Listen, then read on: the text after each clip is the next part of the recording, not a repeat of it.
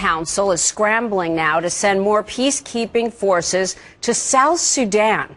It's the world's youngest country. It's not one we talk about all that month, but it's in the middle of Africa. And only 2 years after the country got its independence, the violence there has really exploded. Now tens of thousands of men, women, and children are looking for protection at UN bases amid growing ethnic violence.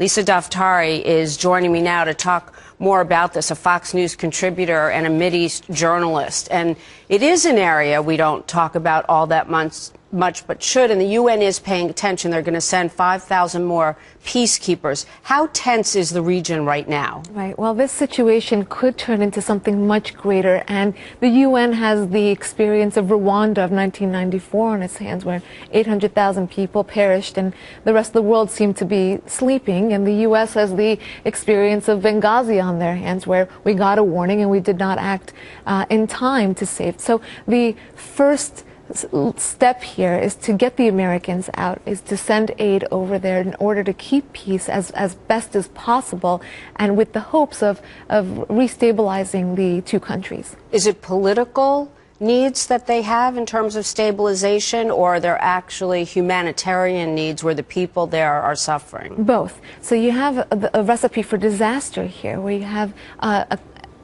two nations that have been at each other's throats since they got their independence, and the reason that they even want and got their independence is because of the infighting.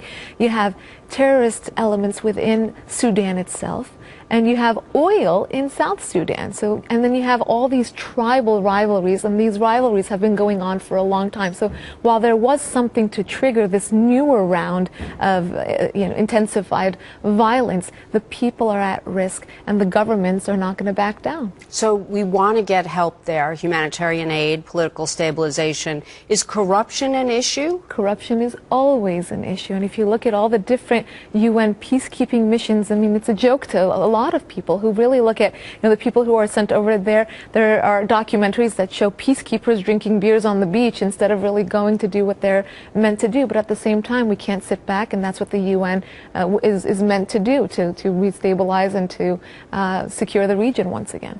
What do you predict then will be, if we get the peacekeepers in and we're protecting our interests as well as our citizens that are there working, what does the future look like for South Sudan? It's very, very important what goes on in the next few weeks in terms of restabilizing what goes on in South Sudan for many reasons.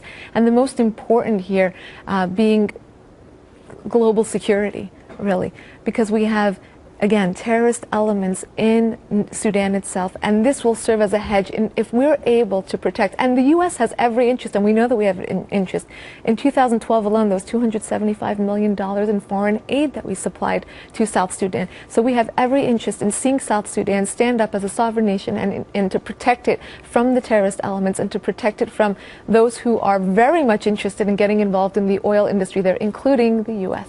It's a smaller region. I had asked you before we went back on the air during the break how big, and you said it's about the size of Texas. That's a lot of money then, sending over $275 million? It's a lot of money, but again, we are very keen on getting in on this oil economy. Currently, there's no U.S. interest in their oil economy because of the sanctions, but once things get restabilized, we could remove the sanctions from South Sudan, remove the terrorist elements from South Sudan, not allow the Sudanese to get involved. And again, we're worried about the North, we're worried about the Muslim Brotherhood influence in Egypt, we're worried about the East and West. So there's a lot of hovering forces here looking to swoop right in and have their influences on and it's, again, three-letter word, oil. It's all about the oil money. Very ambitious, though, goals, it sounds like. Lisa Absolutely. Daftari, thank you so much for explaining a topic that we don't think about enough. Thank you.